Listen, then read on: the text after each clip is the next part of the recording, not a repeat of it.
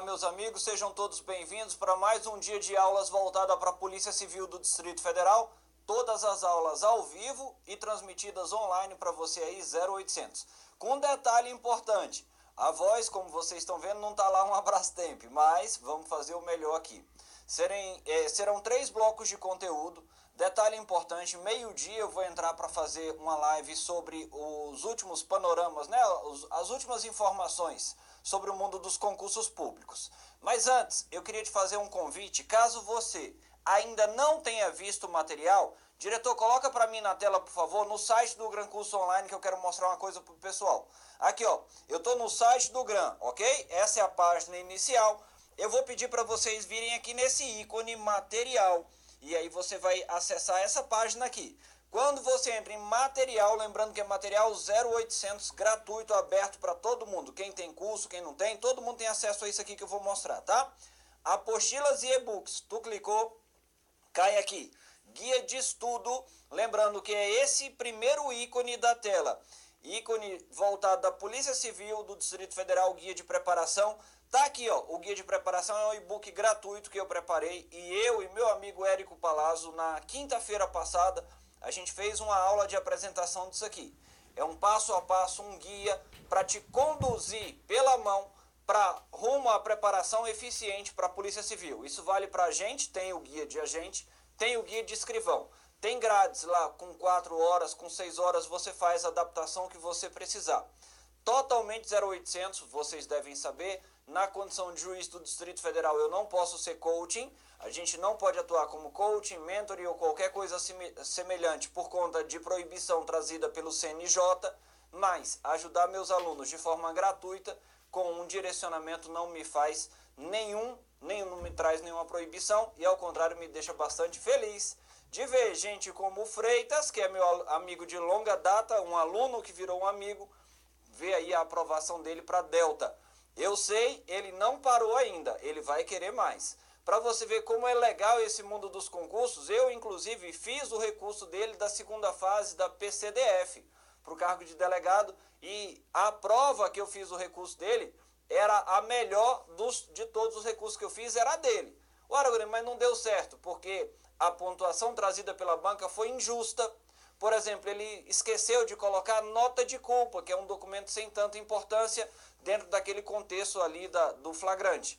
Aragonês, você está dizendo que a nota de culpa não é importante? Eu estou dizendo que é, mas em termos de conhecimento, ela é mais um cara crachá. Ele esqueceu e foi muito penalizado, isso que dificultou o ingresso dele. Mas eu tenho para mim que Deus só nos coloca onde nós devemos estar. Ele está muito feliz ali com o cargo de delegado da Polícia Civil do Distrito do Estado de Goiás e tenho certeza que ele não vai parar. Eu acho que em breve eu vou estar entregando a minha carteira de identidade para ele. Ele vai ser meu colega como juiz do TJDF. Às vezes a gente olha e vê isso como um futuro distante. Uai, olha a situação do Érico Palazzo. No último concurso de agente, igualzinho vocês estão se preparando, ele que estudava para a carreira de analista de tribunal, acabou fazendo para agente, passou. Foi empossado. Saiu o concurso de delegado, passou. Ele hoje trabalha aqui com a gente como professor na área de direito penal, processo penal, legislação extravagante e coordena o curso voltado para as carreiras policiais. Se você perguntar para ele ou para aquela pessoa que era ele 5 anos atrás, quando fez o concurso da Polícia Civil do Distrito Federal, para agente, certamente ele não esperava tanta evolução assim. Eu vou ali pegar minha água, bater um spray aqui na garganta que o bicho está pegando. Volto já já com conteúdo, muito conteúdo ao vivo e tudo muito atualizado com a jurisprudência, inclusive 2019. Aguenta aí que eu já volto.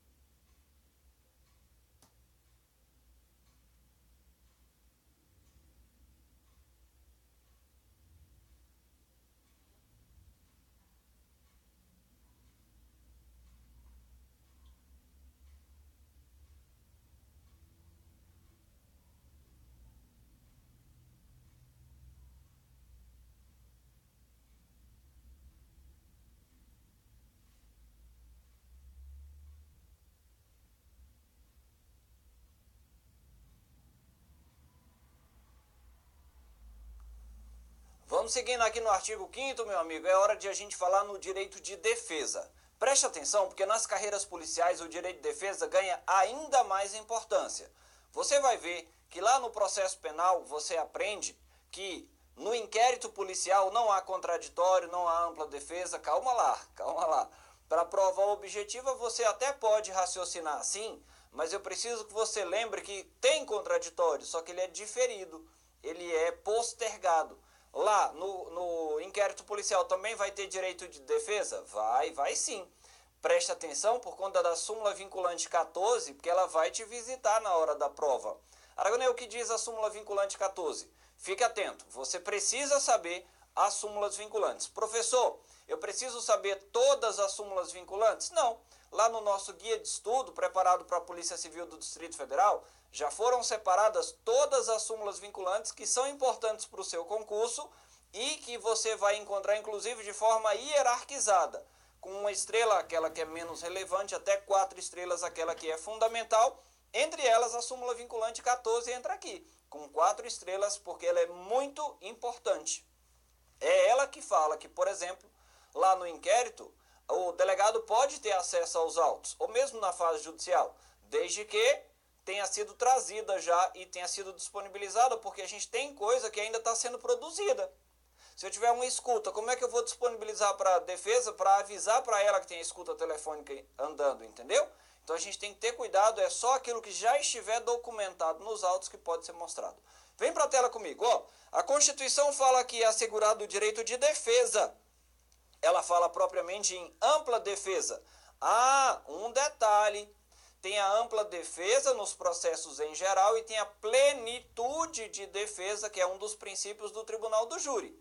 Plenitude de defesa, nós estamos falando em Tribunal do Júri. Ampla defesa nos demais feitos, ok? Olha lá, só que o direito de defesa se divide em dois. Se desdobra em autodefesa, que é feita pelo próprio acusado, pelo próprio réu, pelo próprio investigado, e defesa técnica, que normalmente é feita por advogado. Cuidado, que nem sempre vai ser obrigatório a defesa técnica por meio de advogado. Como assim, professor? Calma que eu chego lá.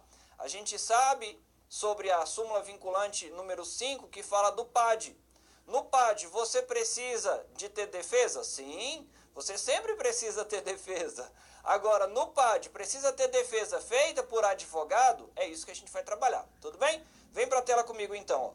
A autodefesa é feita pelo próprio acusado, pelo próprio investigado ou próprio condenado. Detalhe importante, ela é dispensável. Como assim, professor? A autodefesa é dispensável? Sim, pequeno gafanhoto. A autodefesa é dispensável, tanto que o gente boa pode fazer uso do direito de ficar em silêncio. Aliás, você vai ver na sua atuação como policial civil do Distrito Federal, amém? Você vai ver que muitas vezes vai chegar gente lá querendo assumir culpa que não é sua. Você vai ver, tem lá um maior e um adolescente. Normalmente, quem é que assume a culpa? Hã? Você sabe dessa história. O adolescente dizer, não, a arma era minha, não sei o que, toda a responsabilidade ele assume. E às vezes a gente vai tirar dele para colocar em um imputável, certo? Então a autodefesa é dispensável. A defesa técnica no processo penal, não. E no PAD? Aí é onde a gente vai trabalhar. O processo administrativo disciplinar, o PAD, você vai desdobrar em dois, tá bom? O PAD administrativo é a regra na sua prova e o PAD na esfera penal, na verdade da execução penal. Preste atenção, porque é o que for colocado no comando da questão que vai te guiar, tudo bem? Para o PAD na esfera administrativa, vale a súmula vinculante número 5, dizendo o quê? Que não viola o direito de defesa a falta de advogado num PAD. Não viola o direito de defesa a falta de advogado no PAD. Então, não é nulo o PAD por falta de advogado ou por quem faça às vezes. Pode ser um defensor público também. Agora, vai ter defesa técnica? Vai, normalmente feita por um servidor do órgão. Uai, professor, como assim? Um servidor que não seja advogado? Sim, no processo administrativo disciplinar. Na esfera administrativa, vale a súmula vinculante número 5, é ela que em regra cai em prova de concurso, ok? Agora, você tem que ficar ligado porque também tem o PAD que ocorre lá na esfera penal, na esfera da lei de execuções penais. Você só vai para ele se o examinador te conduzir, tá bom? Olha lá, ó, lá na esfera penal, vale outra súmula do Superior Tribunal de Justiça, perdão, que fala aqui, ó. Súmula vinculante número 5 nós trabalhamos, agora nós vamos trabalhar com a 533 do STJ. A súmula 533 do STJ, ela não é vinculante, né? Só quem faz súmula vinculante é o STF, lembre-se disso. A súmula 533 do STJ fala o quê? Que lá na esfera da execução penal também tem um PAD. Agora, que PAD é esse? Eu vou te explicar. Você sabe, não preciso te explicar com detalhes, mas o cara normalmente começa no regime fechado e depois vai para o semiaberto, certo? Depois aberto, livramento, aquela coisa toda. Agora, quando ele está lá no semiaberto, às vezes ele tem um benefício que a gente fala popularmente saidão, mas chama saída temporária. O cara saiu na saída temporária e não voltou. Não voltou. Regra geral, eles voltam, tá? Eles não voltam porque são bonzinhos, não. Eles voltam para não perder benefício. Regra geral, eles voltam, cerca de 2% não volta, é a média normalmente aqui no Distrito Federal, e aí o cara não voltou. Ele vai poder sofrer duas punições, que é a perda de até 1/3 dos dias remidos e também a regressão para o regime fechado. Agora, para saber se eu vou impor ou não essa punição a ele, eu tenho que abrir um PAD. Só que nesse PAD, meu amigo, está em jogo o direito de liberdade, porque ele pode ir para o chilindró, né? Hashtag não, é chilindró mesmo, ele pode ir ver o sol nascer quadrado de novo. Então, nesse PAD que existe lá na execução penal, e atenção, você só vai para ele se for conduzido pelo examinador, nesse aqui precisa de advogado. Advogado ou defensor público, ok?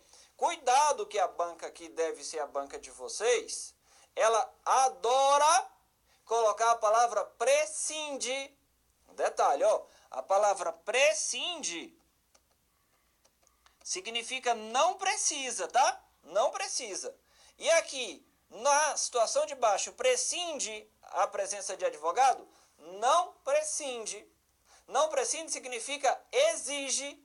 Exige a presença de advogado no PAD na execução penal. Tudo bem até aqui? Beleza, beleza. Então vamos voltar. Eu tenho lá a autodefesa, tenho a defesa técnica, muito bem, muito bom. Só que eu quero usar isso aqui agora, ó. E eu quero usar tanto para o artigo 304 do Código Penal, quanto para o artigo 307 do Código Penal. Você precisa saber da situação de estarmos em carreiras policiais, ok? Como assim? Ó, eu já tive algumas situações, eu trabalho com o direito penal, com o crime, não praticando. Há muitos anos, já se vão 19 anos aí nessa brincadeira. E olha só o que aconteceu certa vez. Eu digo que se eu der aula por mais 10 anos, eu vou contar esse exemplo sempre. Mas antes de eu contar o exemplo, deixa eu te fazer uma pergunta. Deixa eu fazer uma pergunta aqui. O cara se chama Aragonê Nunes Fernandes, mas ele é foragido da justiça, ok? E aí, se ele, quando for parado em uma blitz, apresentar o nome dele de verdade, ele está andando na rua e vai tomar um baculejo. A gente chama baculejo, né, na vida real. Uma busca pessoal, de acordo com o código. Se ele vai tomar uma busca pessoal, o famoso baculejo, e ele chega lá e falar que o nome dele é Aragonê Nunes Fernandes, quando os policiais consultarem no sistema, vão ver que tem mandado de prisão em aberto. E aí é como se eu estivesse me entregando de bandeja, se eu falar meu nome certo, entendeu? Então, para ocultar a minha condição de foragido do sistema, eu vou lá e uso outro nome. Digo que o meu nome é Adriano Nunes Fernandes. Eu uso o nome de um irmão. É muito usual isso aí. E aí o que acontece? A polícia descobriu que meu nome não é Adriano Nunes Fernandes, certo? Perguntinha. Eu vou responder criminalmente pela minha conduta? Se você disse sim, então me diga qual o crime. Hã? Muita gente erra aqui, muita gente fala falsidade ideológica. Não é falsidade ideológica não, viu, queridão? Isso aí chama atribuição de falsa identidade, crime que está lá no artigo 307 do Código Penal. Ah, tá bom, então, mas ele vai responder ou está dentro do direito de defesa, professor? Ele está respondendo criminalmente, não tem nada de falar que é direito de defesa, não. Antigamente a jurisprudência realmente permitia, dizia que era atípica a conduta. Hoje não, responde criminalmente. Agora eu vou voltar para aquele exemplo que eu estava te dizendo. Eu trabalhei num caso que era tão curioso, tão pitoresco, né, vamos dizer assim, que me chamou a atenção. O cara era foragido da justiça, é verdadeiro o que eu estou dizendo, tá? O cara era foragido da justiça e para ocultar a sua condição de foragido, o que o bonitão fez? Ele achou uma identidade no meio da rua, trocou a fotografia, colocou a dele e passou a usar aquele nome. Parado pela polícia, ele apresenta a identidade com o nome da outra pessoa. E a polícia pesquisa lá e fala assim, o senhor está preso, o senhor tem um mandado de prisão. Olha que curioso. O cara era foragido da justiça. Para ocultar a condição de foragido, ele usou um documento falso, em nome de outra pessoa. E essa outra pessoa também era foragida da justiça. Ô cara azarado do inferno, meu amigo. Vem cá, qual o crime dele? Além de ser azarado, o crime dele é do artigo 304, uso de documento falso, combinado com 297, que é a falsificação do documento público. Ok? Beleza, beleza. Então, ele não responde ele não tem o direito de falar em autodefesa. Ele vai responder pela conduta típica, criminalmente relevante, seja do 297, seja do 304, seja do 307. O que importa é que the house is down, a casa caiu para o lado dele. Beleza? Vem para a tela comigo agora, que nós vamos trabalhar sobre penas proibidas. Com um detalhe importante, as que mais caem em prova são essa aqui, e em especial essa aqui. Quando a prova é simples, quando a prova é fácil, está perguntando sobre a pena de morte. E você vai lembrar que as penas que não são proibidas é porque são permitidas. Eu posso ter pena privativa de liberdade? Posso, tanto reclusão quanto detenção. Eu posso ter pena pecuniária, pagar dinheiro? Posso. Pena de multa? Posso. Pena restritiva de direitos, como por exemplo, eu falo que o cara não pode mais dirigir veículo automotor. Posso. E aí reparem, as penas que são permitidas não me interessam as proibidas. As proibidas são as que mais caem em prova. O que não é proibido é permitido. Vem para a tela. E aí me responde uma coisa, qual o bem mais precioso que você tem na vida? Sem dúvida o bem mais precioso que nós temos na vida é a própria vida. Agora, com um detalhe importante. Se o bem mais precioso que nós temos na vida é a vida e a Constituição prevê pena de morte, você já tem claro na sua cabeça de que não há direito absoluto. Que qualquer direito, mesmo o bem mais precioso da gente, que é a vida, pode ser retirado em situação particularmente grave. No caso, a pena de morte no Brasil é possível em caso de guerra declarada. Professor, eu posso fazer uma emenda à Constituição, uma modificação na Constituição de 88, para colocar que será possível a pena de morte em crime hediondo? Nananina não, porque isso aqui é cláusula pétrea. Aragonês, cláusula pétrea pode ser modificada? Sim, tanto pode que você vai ver que a emenda 45 trouxe alterações relevantes ao artigo 5º. Agora, pode para melhorar, para aperfeiçoar, para incluir direitos e não para retirar, para abolir, para excluir, ok? Beleza. Então, pode ter pena de morte no Brasil? Sim, se for guerra declarada. Como é que é a pena de morte aqui, professor? Fuzilamento, velho. É lá no fuzilamento. Ei, banimento. Atenção, pay attention, please. Você sabe o que é extradição, não é? Pois é. A gente pode extraditar? Pode extraditar brasileiro naturalizado e pode extraditar estrangeiro. Você sabe disso, não sabe? Brasileiro naturalizado a gente não pode extraditar, não. E expulsar estrangeiro a gente pode? Pode, expulsar estrangeiro a gente pode. Aragonês, qual é a diferença entre extraditar e expulsar? Na extradição, o cara fez merda lá fora. E é o outro país que quer a cabeça dele. Na expulsão, não. Ele fez raiva, foi na gente. E a gente que quer mandá-lo embora. A gente fala, suma daqui. É possível a expulsão de estrangeiro? Sim. É possível a expulsão de brasileiro do território nacional? Nananina, não. A expulsão de brasileiro é chamado de banimento. Então, não é possível a expulsão de brasileiro de dentro do território nacional. A Constituição fala, não se expulsa filho de casa, ok? Trabalhos forçados, eu acho curioso, porque a gente vê de vez em quando na internet, eu vejo lá no Instagram, eu vejo lá no Facebook. Professor, como é que eu te acho no Instagram, no Facebook? Olha o meu nome, velho. Alguém com nome igual ao meu, você acha que você vai ter dificuldade de achar? Na hora que você começar a escrever aragonês, já aparece logo eu lá. Agora, reparem bem, sacanagem, né? Sacanagem. Ó, lá na internet, de vez em quando eu vejo projetos de lei, propostas inovadoras, né? Nós temos que colocar preso para trabalhar, para pagar suas próprias despesas. Peraí, existe a pena de trabalhos forçados? Não existe. Não existe a pena de trabalhos forçados e não pode existir. Agora, olhando para a realidade, para o mundo real mesmo, no mundo real o pessoal quer trabalhar muitas vezes e não consegue. Ah, Aragonês, você está defendendo preso? Eu não, mas eles querem trabalhar não é porque eles são bonzinhos, não. Eles querem trabalhar para ter a detração. Eles querem trabalhar para ter a remissão da pena, melhor dizendo, para diminuir a pena. E você vai lembrar para a prova que o estudo também vale para redução de pena. Vale o estudo, vale o trabalho. E aí a pessoa agora está fazendo leitura de livro, né? Ah, como é que ele disse que leu? Ele tem que fazer uma sinopse lá, um resumo. Só que eles são criminosos, lembre disso. Então um faz e os outros copiam. Aprenderam em algum lugar. Aprenderam em algum lugar. Provavelmente lá na escola, quando um fazia, todo mundo botava o nome. Vem para a tela, vem para a tela. Trabalhos forçados, então, é outra pena proibida, ok? Posso ter prisão em container? Não, não posso ter prisão em container. Por quê? Seria caracterizada como uma pena de caráter cruel, foi o que decidiu o Superior Tribunal de Justiça.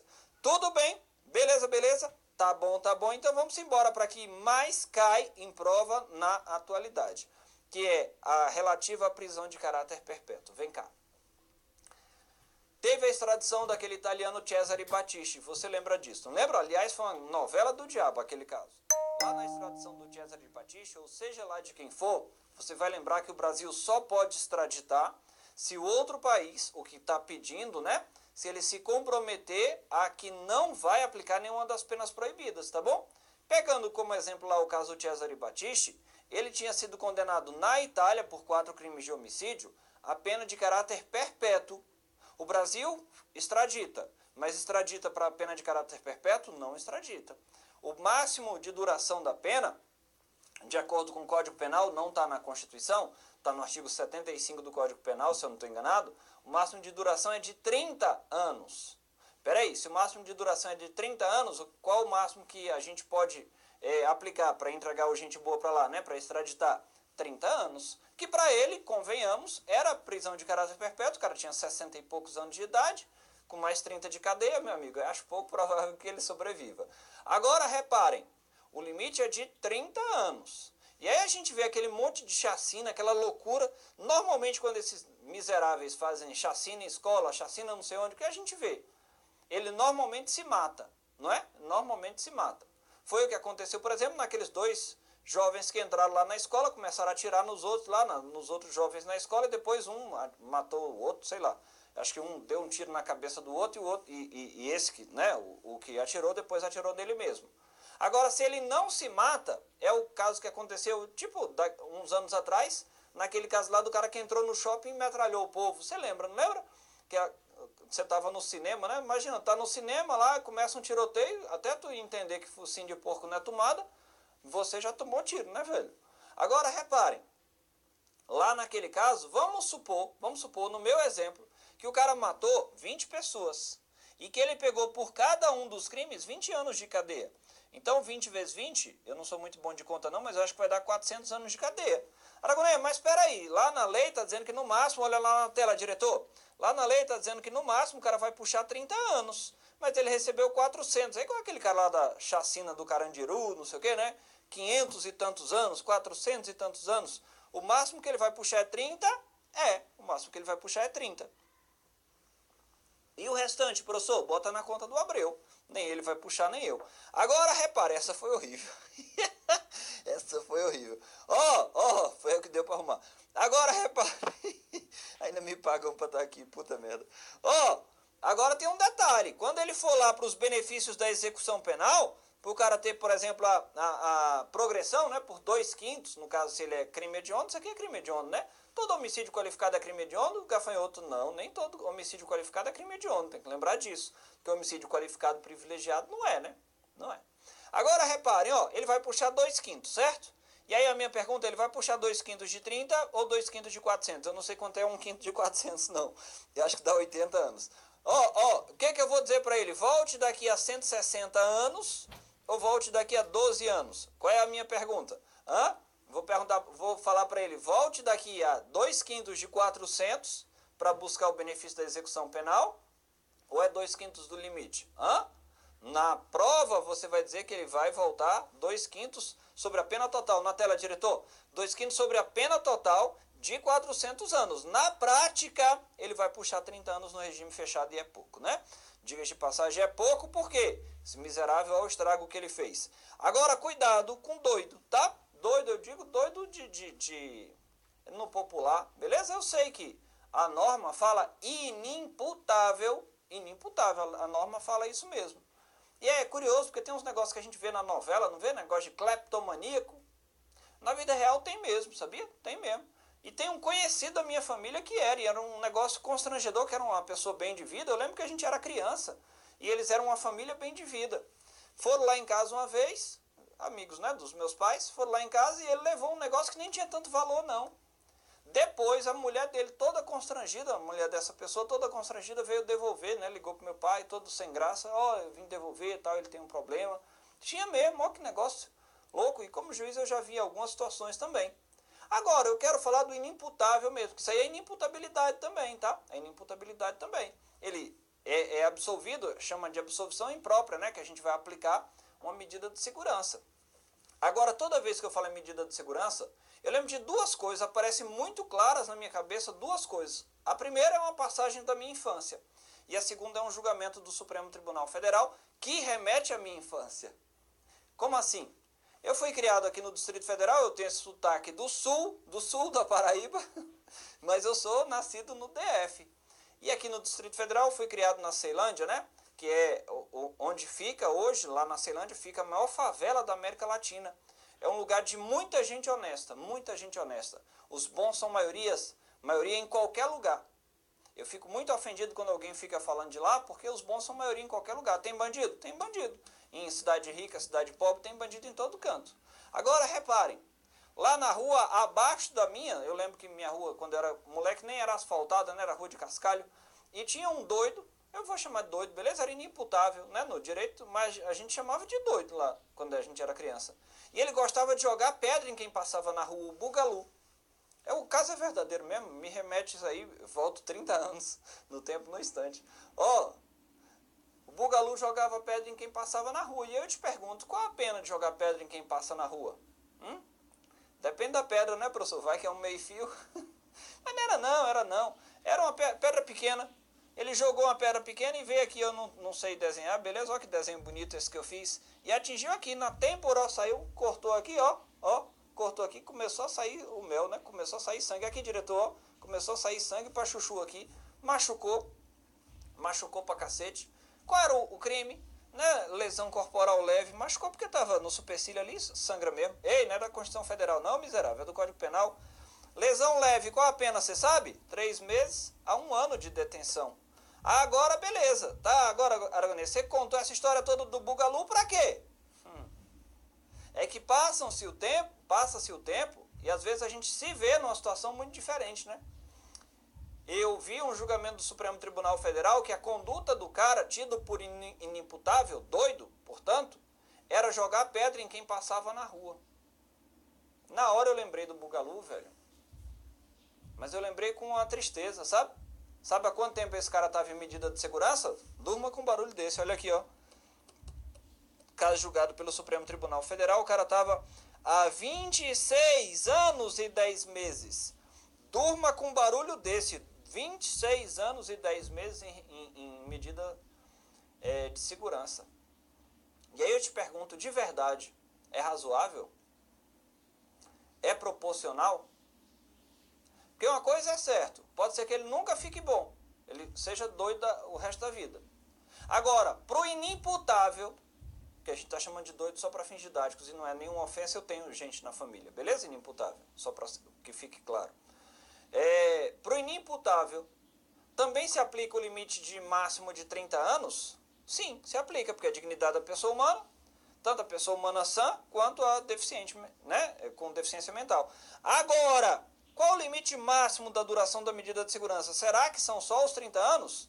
Porque repara, ó, se ele não fosse inimputável, se ele não fosse ruim do juízo, ruim das ideias, o máximo que ele pegaria era 1 ano, certo? Pena máxima. E aí vem o Superior Tribunal de Justiça, edita a súmula 527, se eu não estou enganado, e fala o quê? Que a duração máxima da medida de segurança é o tempo da pena abstratamente prevista. Tem como limite a pena máxima abstratamente prevista. Então, para a conduta de jogar pedra em quem passa na rua, lesão corporal leve, a medida de segurança não poderia extrapolar 1 ano. Agora, mas você viu aqui que tinha um caso de 26 anos e 10 meses. Pois é, eu não acho razoável, não acho proporcional. Mas, professor, e se ele continuar doido? Pensa no Champinha. Lembra daquele adolescente Champinha que matou um casal lá que foi fazer um piquenique e tal? Era um casal de adolescentes, né? E tinha violentado a menina antes. Se existe o Satanás, é quase o Champinha, né? Quase a Champinha. Agora, reparem. Adolescente, a duração máxima da medida de internação, lembra? Internação prazo determinado é de 3 anos. E se eu não estou enganado, o Champinha já estava lá guardado, vamos colocar assim o verbo, né? Ele estava lá, a palavra usar guardado, há mais de 15. Qual a mágica? Eu tiro a mão penal do Estado sobre a pessoa, mas o Estado é tipo um polvo, tem vários tentáculos. E um dos tentáculos ficou sobre a cabeça dele. Qual o tentáculo? O tentáculo da ação que era medicinal. O cara estava ali para tratamento médico. Na prática, ficou preso. Mas não chama mais sanção penal. Ok? Agora é uma medida cível recaindo sobre a pessoa inimputável. Tudo bem? Olha para a tela. A gente vai falar rapidão, rapidez, como a gente falava quando era criança, sobre individualização e intranscendência da pena. Oh, que massa! Intranscendência, até uma palavra meio difícil de falar, né? A intranscendência da pena fala: nenhuma pena passará da pessoa do condenado. Nenhuma pena. A pena não passa da pessoa do condenado. Cuidado, eu estou frisando a pena, porque a pena pode ser privativa de liberdade, cadeia, e pode ser restritiva de direitos ou pena pecuniária. Se eu for condenado, por exemplo, lá no roubo, crime, juntei com outro gente boa lá, e aí é roubo circunstanciado, né? Roubo circunstanciado, parágrafo 2º, inciso 2, pena 5 anos e 4 meses, pena mínima, de reclusão, regime semiaberto, mais 13 dias multa. Vem cá, a pena não passa da pessoa do condenado. Isso aqui é pena? É. Passa? Não. Se eu pratiquei um crime, morri, com 1 mês de cumprimento da pena, os outros 5 anos e 3 meses, alguém vai precisar puxar? Vai botar meu filho mais velho? Não. Era assim, viu? Era assim, só para que fique bem claro. Agora, reparem, a Constituição prossegue dizendo que a pena não passa da pessoa do condenado, mas o dever de indenizar se transmite aos herdeiros até o limite da herança. A herança, na verdade, era minha, a minha obrigação de pagar vai transmitir. Pagar o quê? Cuidado. O dever de indenizar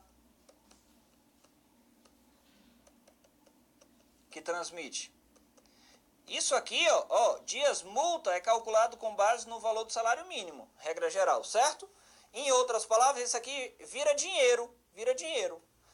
Dias multa é dinheiro para o cara pagar. Agora, essa pena de reclusão transmite? Não. E a pena pecuniária? Não, porque a pena não passa da pessoa do condenado. Agora, o dever de indenizar, meu filho, esse aqui sim, transmite até os limites da herança. Se eu deixei 100 mil reais e tinha que indenizar 90 mil reais, os meus herdeiros vão ficar só com 10.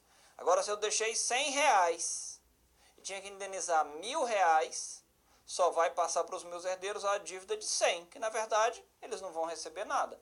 E a vítima lá vai receber só 100. E os 900? Aí vai buscar no outro plano, em outra vida. Nessa aqui já era. Tranquilo? Beleza? Vem para a tela. Então eu já falei sobre a transmissão da pena de multa. Já falei também que nenhuma pena passa da pessoa do condenado. Agora reparem numa coisa. Que o princípio da individualização da pena diz que cada indivíduo deve ser tratado de uma forma. Agora eu tenho um indivíduo primário. e tem um indivíduo reincidente. Os dois se juntaram e praticaram um roubo, certo? Quem vai ter a pena maior? Quem vai ter a pena maior? O reincidente. Isso aqui é constitucional, professor? Porque a discussão que tinha era o seguinte, reparem comigo, pelo crime anterior, o que é reincidente já cumpriu pena. Então, se eu aumentar agora, não seria dupla punição pelo mesmo fato lá de trás? O Supremo Tribunal Federal entendeu que não é dupla punição pelo mesmo fato, que pode ser aplicada a agravante da reincidência, ok? A gente até usa uma expressãozinha bis in idem, não seria, tá bom? Já falei sobre esse propositalmente, eu deixei sobre imposição de cumprimento da pena em regime fechado para crimes hediondos num primeiro momento. A lei dos crimes hediondos, meu amigo, a lei 8.072 de 90, visita certa na sua prova, ela falava no começo, né, ela falava lá na sua redação original, que a pena deveria ser cumprida integralmente em regime fechado. Aquilo ali caiu no Supremo Tribunal Federal. Depois veio uma mudança na lei, a 11.464 de 2007, e mudou, dizendo que iniciaria em regime fechado. Note que mudou, integralmente em regime fechado para inicialmente em regime fechado. Tanto uma quanto outra foram declaradas inconstitucionais. Por que foram declaradas inconstitucionais? Porque o Supremo Tribunal Federal entendeu que havia ofensa à individualização da pena. Ou seja, violou o princípio da individualização da pena porque cada um no seu quadrado. Como é que vale hoje para os crimes hediondos, de acordo com o Supremo Tribunal Federal? Deve ser aplicado o artigo 33 do Código Penal. É aquele que fala assim, ó, pena até 4 anos regime aberto, 4 a 8 semiaberto, mais de 8 regime fechado. Grosseiramente é isso. Agora um detalhe importante, o cara cometeu um crime de estupro, crime bem grave, né? Estupro, pena 6 anos de reclusão, primário. 6 anos estupro. Qual regime que você vai começar para ele? Qual regime que você vai meter lá na sentença? Semiaberto. Semiaberto. Ô, Tiago, mas estupro é um crime grave? Qual? Todos. É isso que a gente chama de gravidade abstrata. A gravidade abstrata do delito, por si só a gravidade abstrata não autoriza que eu coloque um regime mais fechado do que aquele que está na lei. E o que é que está na lei? Até 4 aberto, 4 a 8 semiaberto, mais de 8 fechado. Estupro, pena no mínimo, que é de 6, vai para o regime semiaberto, tá bom? Eu não concordo? Pois é, se você me perguntar também, eu não concordo não, mas é o que você deve marcar na prova. Se liga, agora, para o crime de tortura, em especial, tem uma divergênciazinha, tá? O STF entende que pode começar no fechado, não importa a pena, e o STJ entende que não pode no fechado. Olha que loucura. O STJ entende que não pode o fechado porque a pena é 2 anos. E o STF entende que pode no regime fechado, porque a tortura mereceria um tratamento especial, não sei o que. É isso que vale. Agora, como é que eu respondo? Depende do que te perguntarem. Se te perguntarem de acordo com o STF, tu responde STF. De acordo com o STJ, STJ. Regra geral, perguntam com o STJ, tá? Para crimes hediondos, então, pode começar com um regime diferente do fechado? Pode. Até no aberto? Pode também. Pode também. Vai depender da pena que foi aplicada. Tudo bem? Beleza, matamos mais um ponto aqui, alguns pontos, na verdade, do artigo 5º. Aguenta aí que eu volto com mais coisa para você.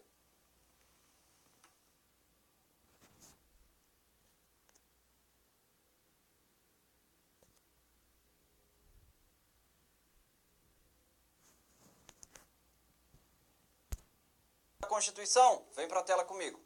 Olha lá, a gente vai falar sobre o princípio da presunção de inocência, da não culpabilidade, também chamado por alguns doutrinadores de princípio do estado de inocência, tudo bem? Tudo diz a mesma coisa. O que isso aí vai cair na prova dizendo o quê?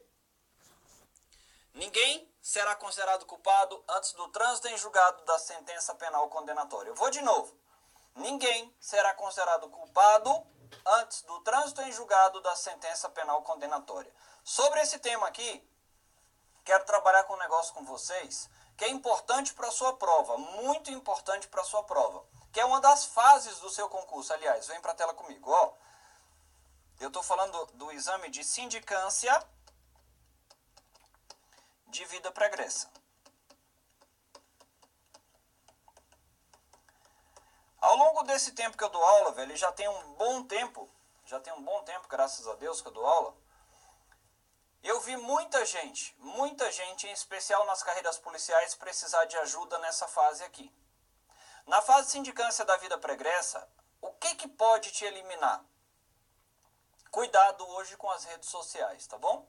Muito cuidado com as redes sociais. Elas têm sido vasculhadas e podem ser usadas, a depender do que você ande publicando, pode ser usada para te arrebentar.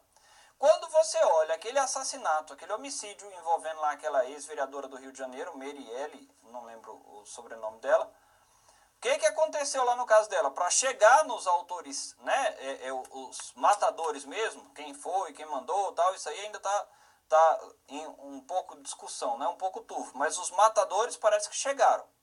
E lá você vê que os caras usaram todos os arquivos que estavam na nuvem do computador do cara, e inclusive aquilo que ele tinha acessado durante todos os últimos anos.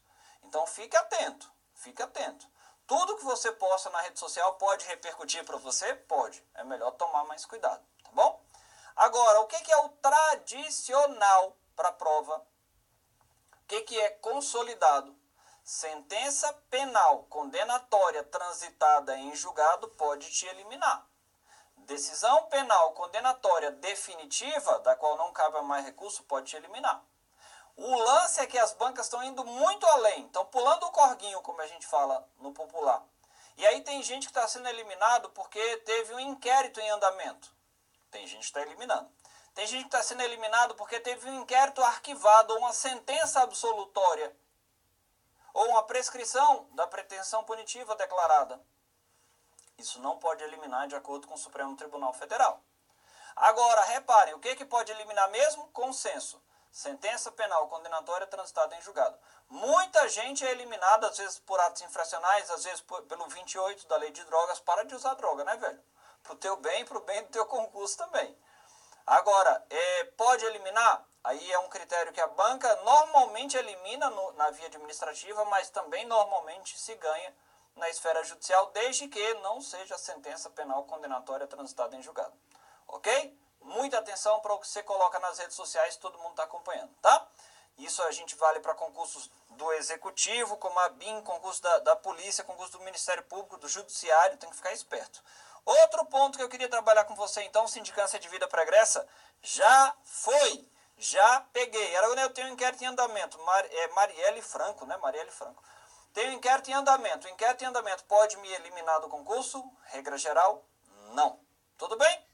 Tá, a gente ainda está falando sobre questão de maus antecedentes ou não, princípio da presunção de inocência ou não. E aí eu quero te levar para outra discussão, mas de coração, todas as minhas aulas são pautadas por uma imparcialidade, por uma isenção. Eu digo isso porque eu vou falar de um caso público e às vezes tem gente que toma as dores para um lado, toma as dores para o outro, e, meu amigo, minhas convicções políticas ficam lá fora quando eu venho dar aula. Reparem bem, nas eleições do ano de 2018, o ex-presidente Lula não pôde participar. Por que ele não pôde participar? Porque ele foi enquadrado na lei da ficha limpa, você lembra disso? Pois é, mas àquela altura,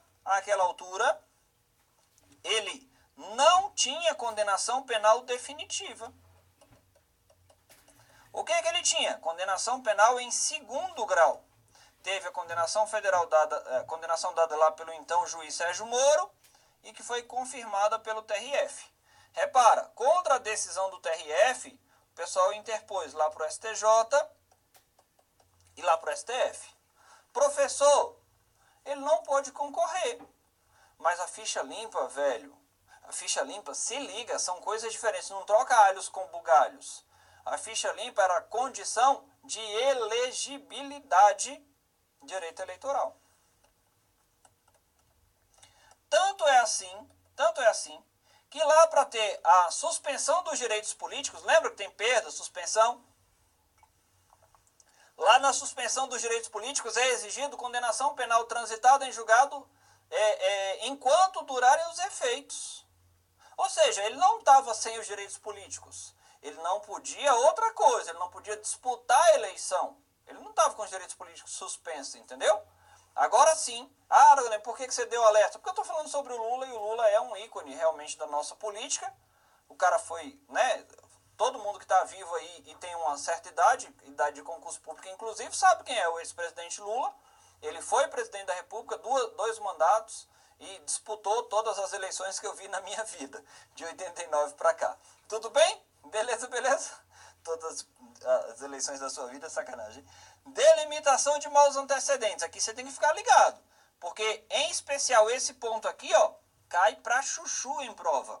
Inquéritos em andamento e ações penais sem trânsito em julgado, sem condenação definitiva, não podem ser usadas como maus antecedentes. Não podem ser usadas para aumentar a pena. Não pode aumentar a pena nem como maus antecedentes se ainda está em andamento, né? Não pode ser como maus antecedentes, não pode ser como reincidência, não pode ser como periculosidade, não pode ser como conduta social.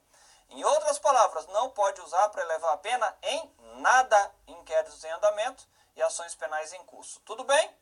Agora eu vou para outro ponto que é o que tem caído mais nas provas da atualidade. Ele diz lá no artigo 64 do Código Penal que após o período de 5 anos da extinção da pena, você deixa de ser reincidente. Peraí, professor, eu entendi. Então, se o cara praticou um crime no ano 2000 e a pena dele foi extinta em 2010, quando chega em 2019, por exemplo, já se passaram mais de 5 anos, certo? Mais 5 anos. Então, ele volta a ser réu primário? Sim, ele volta a ser réu primário. Atenção, atenção.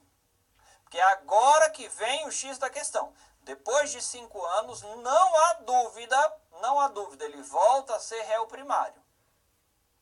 Minha pergunta. E agora ele vai ter bons ou maus antecedentes, entendeu? Aquela condenação a mais de 5 anos, extinta há mais de 5 anos, vai poder ser usada como reincidência? Não. Vai poder ser usada como maus antecedentes para sua prova ao dedinho? Neca de pitibiriba. Então, condenações extintas há mais de 5 anos não podem ser usadas nem como reincidência nem maus antecedentes. Por quê? Nós não temos pena de caráter perpétuo. Tem um negócio que está muito na moda aí hoje em dia dos direitos fundamentais, chama direito ao esquecimento. Direito ao esquecimento, inclusive mandando retirar qualquer consulta lá nos guias, nas páginas de pesquisa da internet, Google, Yahoo, Bing, né, que chama. E você não acha nada. Se houver determinação judicial, tira tudo mesmo, direito ao esquecimento. Ah, não é mesmo que tenha sido um crime grave? Sim. Depois que a pessoa cumpriu, né, tal, acabou tudo, poderia pedir. Ok? Vem para a tela. Retroatividade da lei penal mais benéfica. Aqui tem uns nomes bem engraçados mesmo. Chama retroatividade da lei penal mais gravosa, retroatividade da lei penal mais benéfica. O detalhe é que os princípios são grandes, mas o que está escrito lá é pequeno. Lá fala bem assim, ó. A lei penal não retroage, vírgula, salvo em benefício do réu. Só. A lei penal não retroage, salvo em benefício do réu. Aproveitando o que eu falei sobre a lei da ficha limpa, é importante aqui, ó. Ela é importante aqui. Vem cá, ó. A lei da ficha limpa, a lei penal não retroage, salvo em benefício do réu. Não foi isso que eu falei? A lei da ficha limpa é a lei complementar número 135 do ano de 2010. Preste atenção. A lei da ficha limpa 135/2010, ela pode ser aplicada para fatos anteriores. Vou usar como exemplo a situação de um político que foi do Distrito Federal, faleceu, né? Às vésperas do pleito de 2018, uma pessoa que no Distrito Federal é conhecida por todo mundo, governador Joaquim Roriz. Agora é falecido já, né? O governador Joaquim Roriz, ele foi governador do Distrito Federal, se eu não estou enganado, 4 vezes. Ele foi governador, inclusive, lá no tempo que não havia eleição para governador do DF. O DF não tinha essa autonomia. Era indicado o governador, que a gente chama de biônico, indicado pelo presidente. Igual é para territórios federais. Agora, reparem. Lá antes de 2010, ou seja, não existia lei da ficha limpa. O ex-governador Roriz, o que ele fez? Ele, para evitar, para fugir de um processo de cassação, ele renunciou ao mandato de senador da República na época, antes de 2010. E aí veio a lei da ficha limpa. O Supremo estava decidindo se fatos ocorridos antes de 2010 também poderiam gerar a inelegibilidade, ou seja, poderiam ser alcançados pela lei da ficha limpa, ela retroagindo. Pode ou não? Pode. Pode retroagir? Pode. A lei penal não retroage, salvo em benefício do réu. Aqui não é lei penal, é lei lá do direito eleitoral, ok? Beleza, beleza? Então vamos andar. Ó, eu tenho lá na posse ilegal de arma de fogo, lá do Estatuto do Desarmamento, né? Lei 10.826/2003, certamente vai cair na sua prova, hein? Certamente vai cair. O Estatuto do Desarmamento, ele falava lá, eu acho que era entre 2003 ao ano 2005, você tinha a possibilidade de entregar a arma que você tinha em casa, lembra disso? E ainda recebia um cascalho de volta.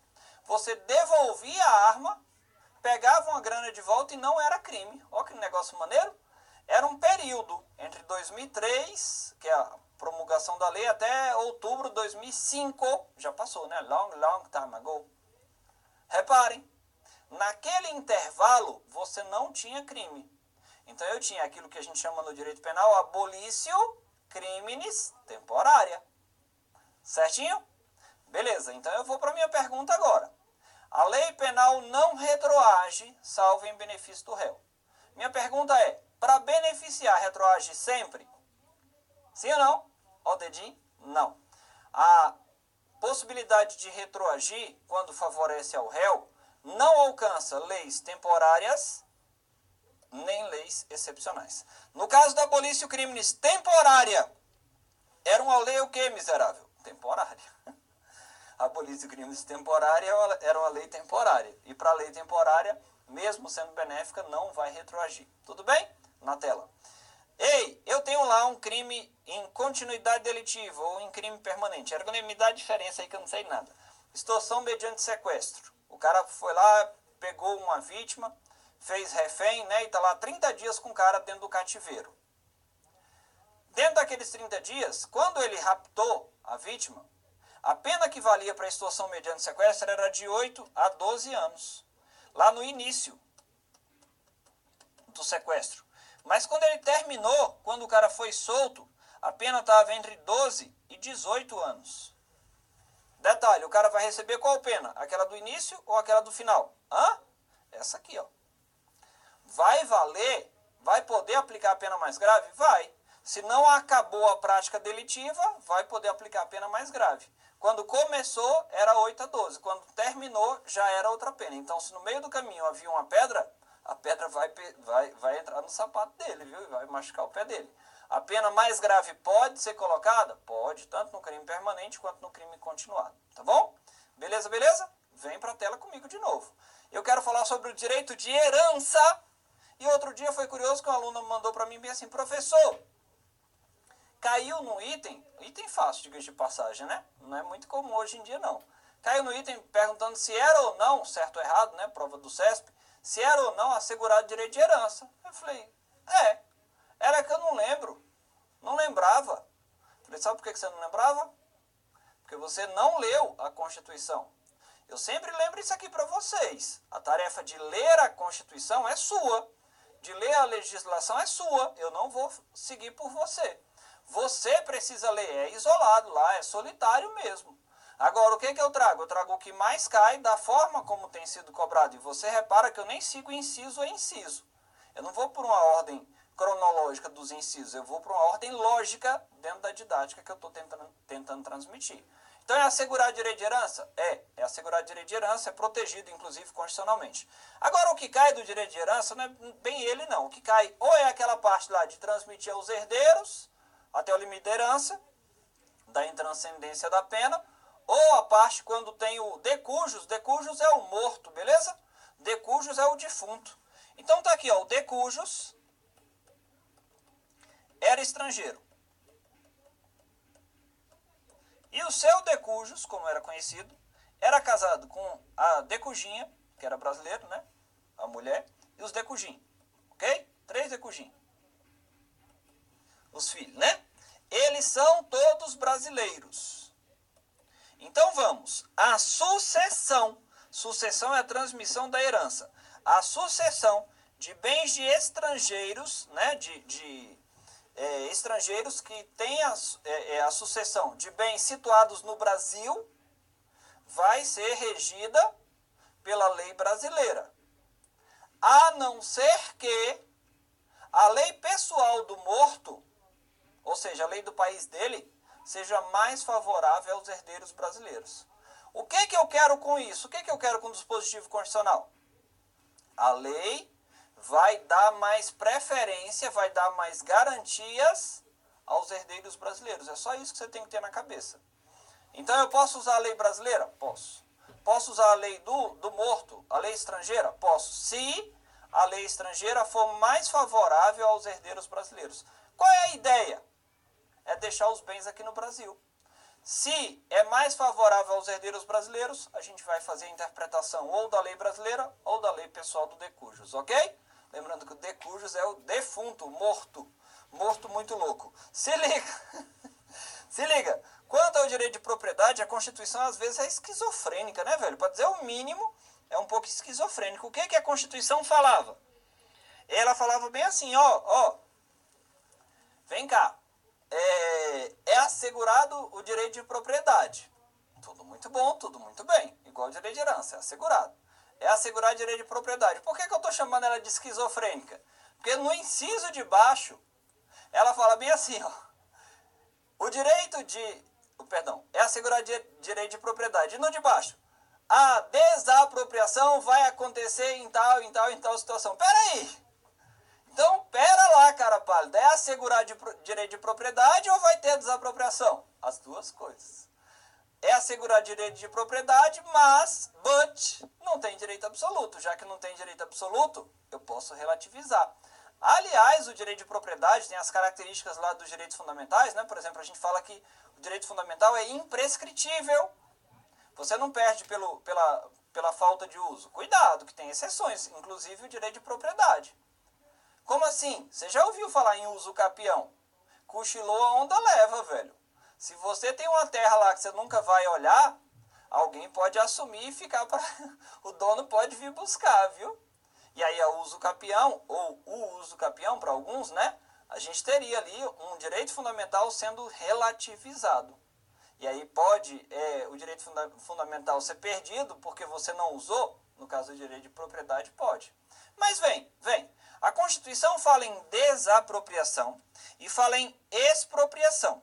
Se liga, tem desapropriação aqui em cima, tem desapropriação aqui embaixo, mas ela tem um pedacinho. E nós temos a expropriação. É claro que elas vão ser diferentes, né? É claro. Primeiro ponto que você tem que lembrar é que na desapropriação vai ter dinheiro. Vai ter pagamento, melhor dizendo assim, vai ter pagamento. Agora como? Como que vai ser o pagamento? Aí é onde está o X da questão. Você vai ver se o cara que está tendo a terra desapropriada, eu sempre divido assim, se ele fez alguma coisa errada ou se ele não fez nada errado. Como assim, professor?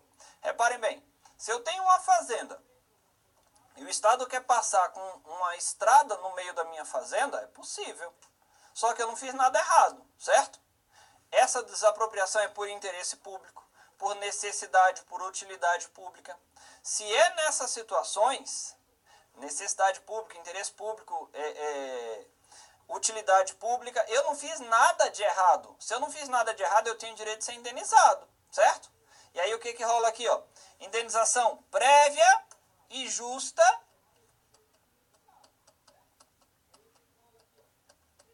como? Din-din, cascai, dinheiro. Eu não fiz nada errado e estão querendo levar a minha propriedade. Eu tenho direito de receber? É claro, é claro. Agora se liga, na desapropriação, sanção. Sanção é punição, né, brother? Sanção é punição. Acho que essa altura da vida você já sabe. Sanção, que é uma punição, eu tenho que ter feito alguma coisa errada para tomar uma punição. E eu fiz? Fiz. O que eu fiz de errado? Eu não respeitei a função social da propriedade. Se eu não respeitei a função social da propriedade, qual vai ser minha punição?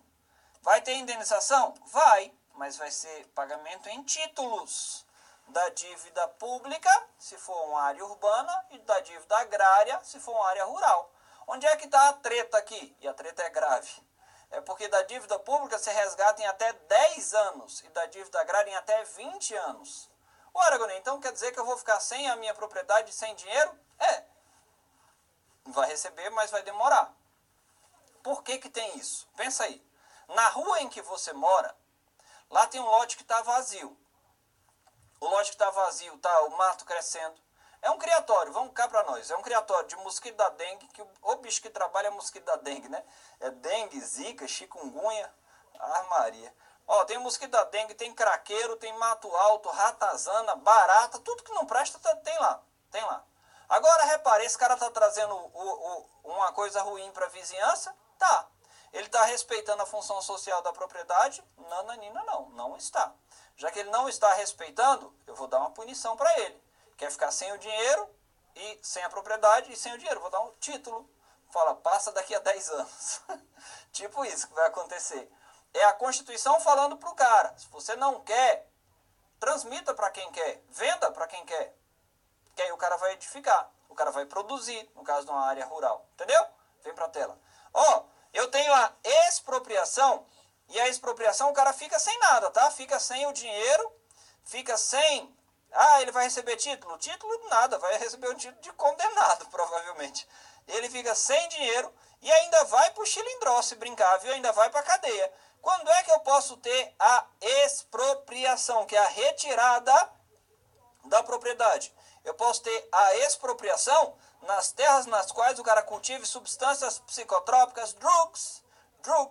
Se ele está cultivando droga, meu amigo, aqui no Brasil a gente planta, o plantio normalmente é ou maconha ou skunk, né, que é a maconha transgênica. As outras drogas normalmente vêm de fora. E o plantio de substância psicotrópica, tu fica sem a grana, sem a propriedade e ainda ganha, chilindró. É crime, inclusive, né? Tá lá no 34, eu acho, 34, do Código Penal, da Lei de Droga. Não lembro mais o certo não, ou é 33 parágrafo 1º, ou é 34, não lembro não. Que você vai rodar porque você está plantando. Aragonês, o cara tinha aqueles aqueles jarrinhos de violeta, mas ele tinha uma maconheta lá na varanda dele. Ele vai perder a propriedade? Não seria razoável, não seria proporcional. Agora, o cara não tem um orquidário na chácara dele, ele tem um maconhário, estufas de maconha. Meu irmão, vai perder tudo. Vai perder só onde cultiva? Não, vai perder a área toda, ok? Isso e é uma inovação, grata inovação, né? Que é a possibilidade também de perder a propriedade em caso de utilização de mão de obra escrava, ok?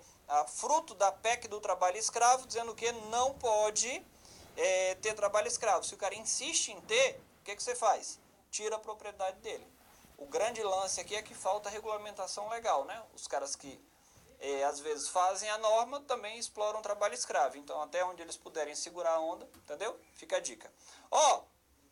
Esse dispositivo é simples, cai em prova, mas ele é tranquilão, não oferece tanto perigo. Quando você vê esses desastres assim como enchente, aquela coisa toda, você vê que direto é utilizada a propriedade particular. E é utilizada como, por exemplo, uma escola, uma igreja, para abrigar o povo, certo? Ali eu preciso indenizar? A Constituição fala em indenização ulterior, que é sinônimo de posterior. Ainda assim, só tem indenização se houver dano. Então, a indenização é pendente de dano. Se não houver dano, é vinculada, né? Se não houver dano, não tem indenização, tá bom? O professor não tá bem não, a tosse tá pegando. O bicho vai morrer. Vê bem, então de direito de propriedade você tem que saber que ele é assegurado, mas tem desapropriação. E que também tem expropriação. E também pode utilizar e só indeniza se houver dano. Em caso de iminente perigo público. Beleza? Aguenta aí que tem mais coisa pra gente ver.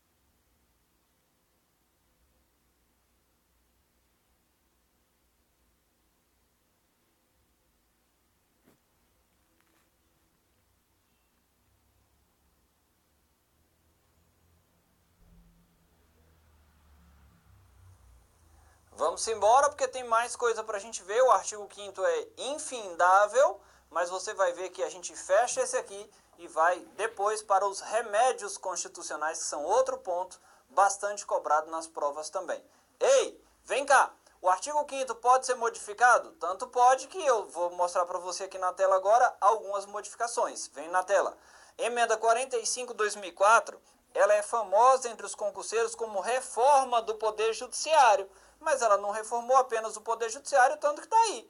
Ela mexendo no artigo 5º, que trata dos direitos e deveres individuais e coletivos. Presta atenção, presta atenção. O artigo 5º, inciso monte de pauzinho. Como é que é esse monte de pauzinho aí, professor? É assim, ó.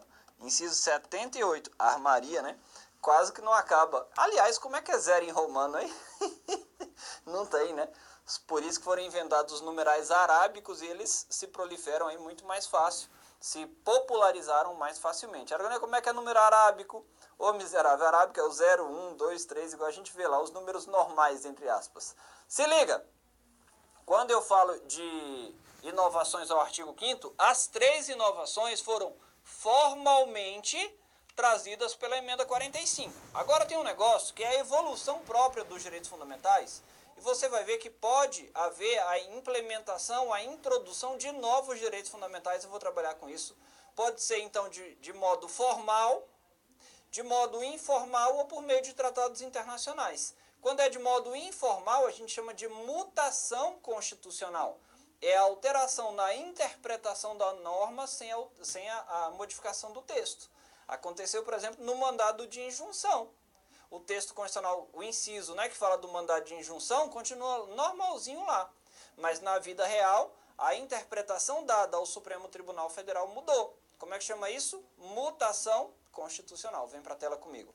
Princípio da razoável duração do processo, está lá no inciso 5º, artigo 5º, inciso 78, e você vai lembrar que ele é aplicado tanto no âmbito judicial quanto no âmbito administrativo. Vale para inquérito policial também? Sim. Na prova você vai dizer que sim.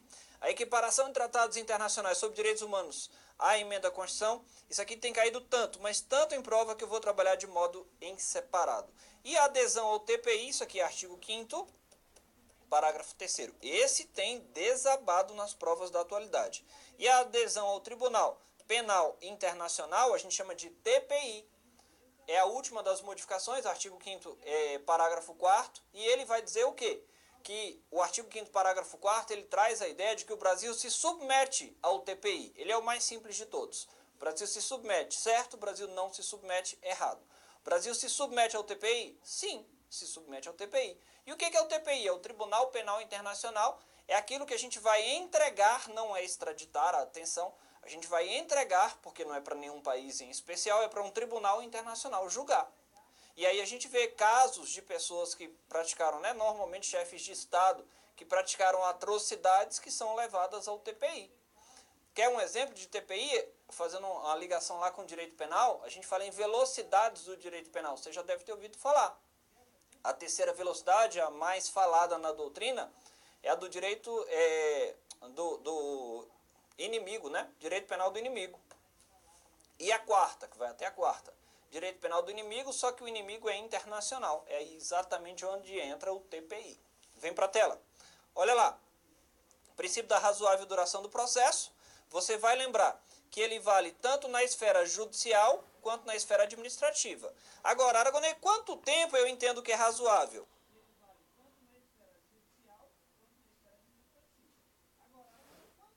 Isso vai depender de quê, meu filho?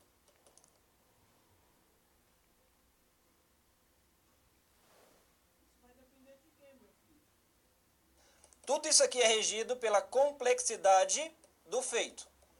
Não entendi, professor? Se liga, ó. A complexidade do feito é assim. Se eu tenho um processo com um réu, roubo, só uma vítima, um réu. Esse processo não pode demorar demais. Agora, eu tenho lá na vara que eu estou atuando 30 réus.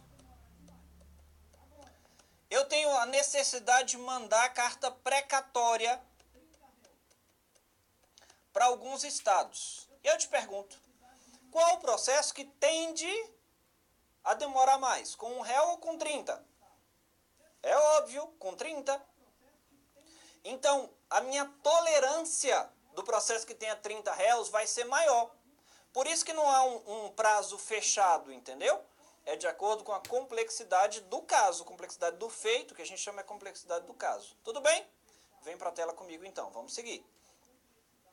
A equiparação dos tratados internacionais de direitos humanos, e é chamado também de princípio da hierarquia das normas, eu quero trabalhar com você não apenas com o que está aqui. Eu vou usar outro ponto da Constituição, aquele que fala lá da prisão civil por dívida, e aí você vai entender mais claramente, tá?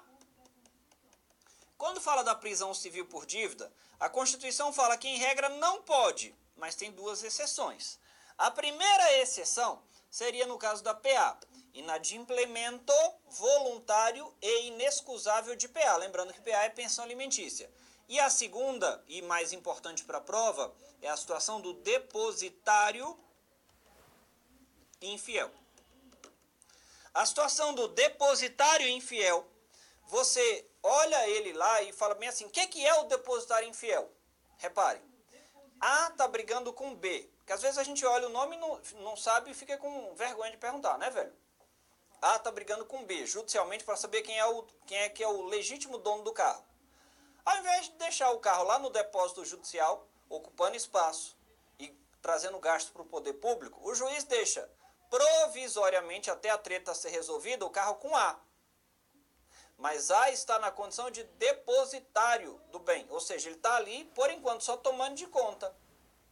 Só tomando de conta. Ele não pode vender, por exemplo, certo?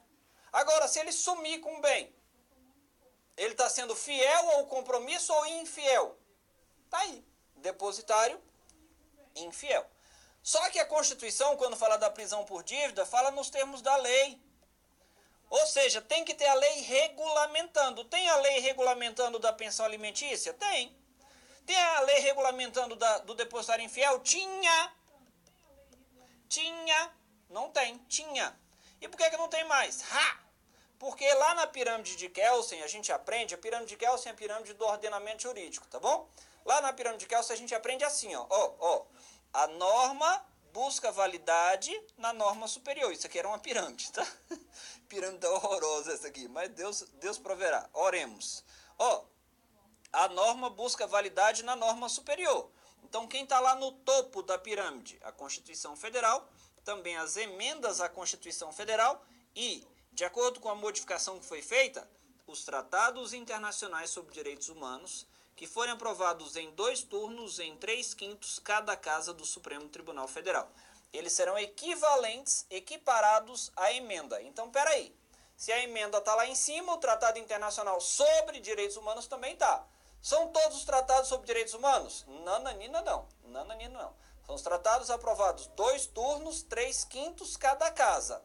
Se ele seguiu esse rito, que é o mesmo rito de aprovar uma emenda, ele vai ser equiparado à emenda, então entra lá em cima no topo, ok?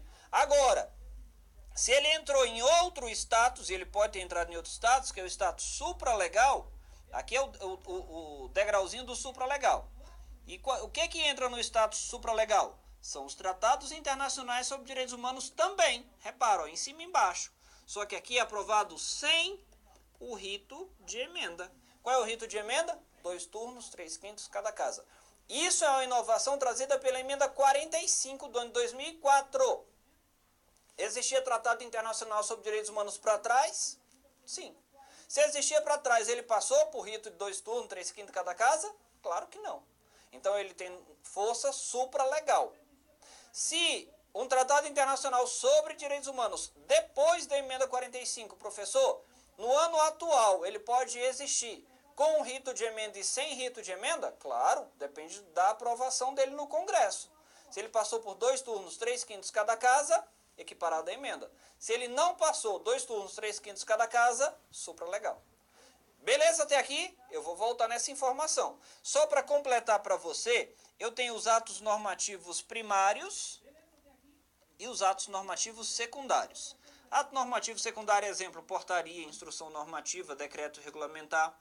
Agora, ato normativo primário, até mais importante para a prova, lei complementar, lei ordinária, lei delegada, medida provisória, resoluções, decretos legislativos, decretos autônomos, regimento interno. Se liga, ó, tratado internacional, resoluções do CNJ e do CNMP.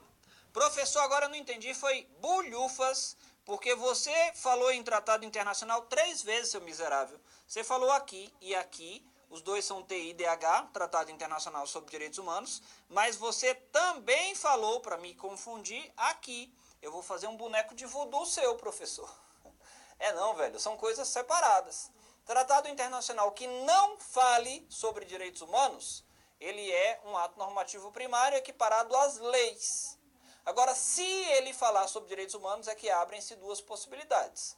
Ou ele vai ser status supralegal, ou ele vai ser status constitucional. Ok? Se ele tiver status supralegal, reparem, ó, ele vai estar acima das leis, certo? Porque você vai lembrar que a norma busca validade na norma superior, que busca validade na norma superior, que busca validade na norma superior.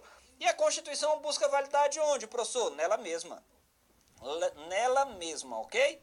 Agora, ó, se a norma inferior, que é essa aqui, que é o Tratado Internacional, não for compatível, né, a lei, por exemplo, não for compatível com a norma supralegal, vai ser revogada.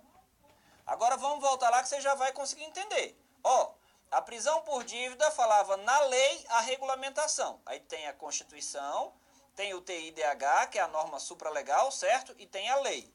Agora, repara o que aconteceu. Agora, por que você está dizendo que esse TIDH tem força supralegal? Ele tem força supralegal porque ele foi introduzido no ordenamento brasileiro em 92. Em 92 não existia a emenda 45. É o Pacto de São José da Costa Rica, você já ouviu falar. O Pacto de São José da Costa Rica fala que tem prisão por dívida, mas só fala em prisão por dívida no caso de PA. Não fala em prisão por dívida do depositário infiel. E aí o que acontece? Ele mexeu na Constituição? Não. A Constituição está no degrau de cima. Ó. O que ele mexeu foi daqui para baixo. Ele revogou a lei. Aragonê, e a Constituição continua? Continua. Aragonê, um tratado internacional de direitos humanos com força supralegal, ele pode revogar a Constituição? Não pode. E por que não pode prender? Não pode prender porque aqui eu estou diante de uma norma de eficácia contida. E a norma é contida, então a norma foi restringida, reduzida pelo Tratado Internacional. Amigo, se não tenho mais a lei, se a lei federal lá foi revogada, já era. Já era, a norma constitucional continua íntegra, até porque ela é uma norma originária, né? A norma que está lá desde 5/10/88, norma originária não pode ser declarada inconstitucional. A norma constitucional continua válida, mas ela não tem aplicação ao caso aqui, porque ela foi revogada pelo Tratado Internacional, Pacto de São José da Costa Rica. Se perguntar na sua prova se é constitucional, atenção, é constitucional a prisão por dívida do depositário infiel? É, constitucional, está na Constituição. Se é lícita ou ilícita, você vai lembrar que a súmula vinculante, se eu não estou enganado, 25, ela fala que é ilícita a prisão do depositário infiel. Por que é ilícita? Porque a lei foi para o saco.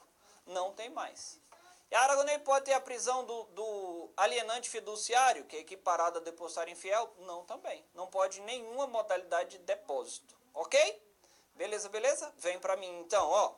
Posicionamento dos tratados internacionais na pirâmide do Kelsen. Você vai lembrar que o tratado internacional, então, tem 3 possibilidades. Ele pode estar na de cima, perdão, em uma das 2 de cima ou na de baixo. Como assim? Se ele for um TI, ele pode ser igual à lei ordinária. Agora, se, e somente se, ele é um tratado internacional sobre direitos humanos, aqui eu desdobro, lembra? E aí ele vai poder ter, de um lado, status equivalente à emenda. Ele vai precisar ser aprovado em 2 turnos, 3/5, cada casa. Câmara, Senado. Se ele pode ter também força supralegal, quando ele não passou pelo rito próprio das emendas à Constituição. Tudo bem até aqui? Beleza, beleza, valendo, valendo. Aragonês, que diabo é isso aqui? Você esquece que eu não sou do juridiquês, que é controle de constitucionalidade, de legalidade, de convencionalidade.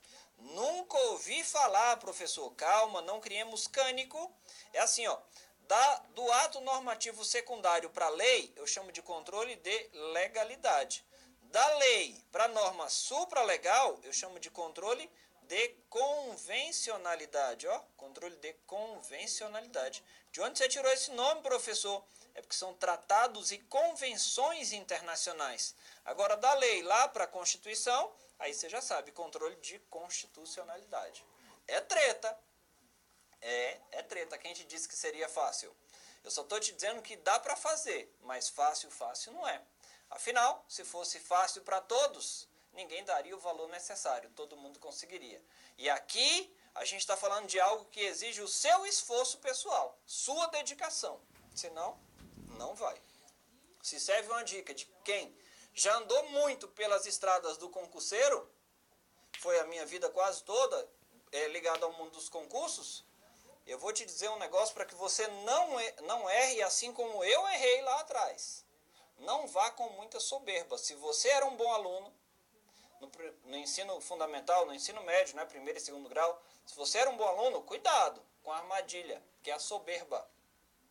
Lá atrás eu nunca tinha dificuldade com as provas da escola e achei que no concurso também seria do mesmo jeito. Ó, não era não. Não era não. Se eu não me dedicasse de verdade, não viria o resultado. Ok? Vem para a tela. A aplicação dos direitos fundamentais, aqui até tem um ponto importante, porque no edital muitas vezes tem lá escrito aplicabilidade dos direitos fundamentais, né? E aí fala de aplicabilidade. Lembra daquele negócio? Aplicabilidade, normas de eficácia plena, contida, limitada e programática. Lembra disso aqui? Lembra, não lembra? Pois é. Isso aqui é o quê? Cuidado, porque isso aqui é eficácia e aplicabilidade das normas constitucionais. Eficácia e aplicabilidade das normas constitucionais.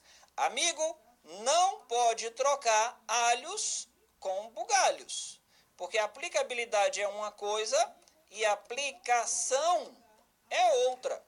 O que o artigo 5º, parágrafo 1º diz é que os direitos e garantias fundamentais, isso aqui é o título 2 da Constituição, o título 2 vai lá do artigo 5º até o 17, diz que eles têm aplicação imediata. E aí você olha e fala assim, se é aplicação imediata, então, no título 2, que é do 5º até o 17, não tem normas de eficácia limitada? Não tem normas programáticas? Mentira! Tem sim. Tem normas programáticas? Tem. Basta você olhar lá nos direitos sociais, tem normas programáticas e tem normas de eficácia limitada também. Fique atento. Se olhar para o artigo 5º, no artigo 5º não tem normas programáticas, não tem. Mas tem uma norma limitada, até uma dica importante. Uma norma limitada que é a defesa do consumidor em juízo. O resto ou é plena ou é contida. Se falou em lei, contida. Se não falou, normalmente plena. Mais fácil assim. Agora, no artigo 7º, direito dos trabalhadores, cheio de norma limitada. Porque ali, o artigo 5º, parágrafo 1º, diz que a norma tinha aplicação imediata. Os direitos e garantias fundamentais têm aplicação imediata. E qual é a diferença então, professor? Quem está dizendo não fui eu, foi o professor José Afonso da Silva e é dele que saem as perguntas. Ele que fez esse negócio aqui de eficácia e aplicabilidade, então é ele que deu a resposta também.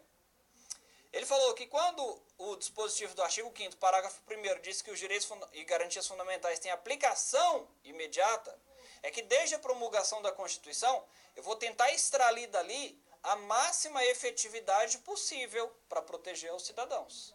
Agora, eu posso dizer que os direitos e garantias fundamentais têm aplicabilidade imediata? Não. Porque a aplicabilidade imediata só quem tem são as normas plenas e contidas. As limitadas e as programáticas não têm aplicabilidade imediata. Para esses dois aqui, ó, chama aplicabilidade mediata, indireta. Ok? É osso, né? É osso.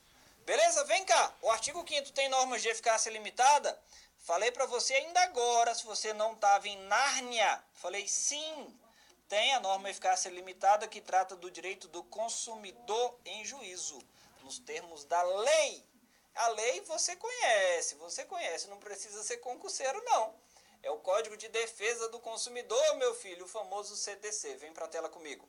Os direitos fundamentais, olhem para a tela, ó, artigo 5º, parágrafo 2º, diz que eles são um rol aberto, um rol exemplificativo e nunca taxativo, rol aberto ou exemplificativo. Então pode ter outros direitos fundamentais? Pode. Vou dar um que você sabe. Como é que eu estou chegando na sua casa agora? Em qualquer ponto do país. Com a mesma qualidade da aula. Para norte a sul, leste a oeste, todo mundo, não é? É por meio da internet, não é? Você usa a internet hoje? Ela faz parte do seu dia a dia? Claro que sim, né? A resposta. Direito fundamental à internet, você já viu no artigo 5º, meu filho? Já ou não? Não, não viu. Não viu de forma expressa, explícita, mas ele está lá. Está lá.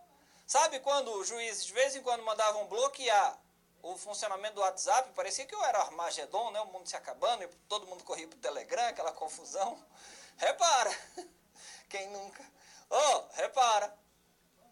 Quando bloqueava lá o WhatsApp, teve uma decisão do STF em uma arguição de descumprimento de preceito fundamental. Foi dito pelo Supremo Tribunal Federal que o direito à internet era um preceito fundamental, velho. Podem entrar, então, outros direitos fundamentais? Podem ser incorporados. Aliás, os direitos fundamentais valem para brasileiros e para estrangeiros. Vale para apátridas? Vale. Vale para pessoa jurídica? Vale. Dentro, é claro, daquilo que for compatível com a natureza da pessoa jurídica. A pessoa jurídica tem nome, tem informações, tem dados, mas não tem liberdade, não tem locomoção. Ok? Aqui a gente fecha a parte dos dispositivos do artigo 5º, sem falar, é claro, que eu vou trabalhar separado, com os remédios constitucionais. Eles merecem uma atenção especial e diferenciada. Obrigadão. Até a próxima.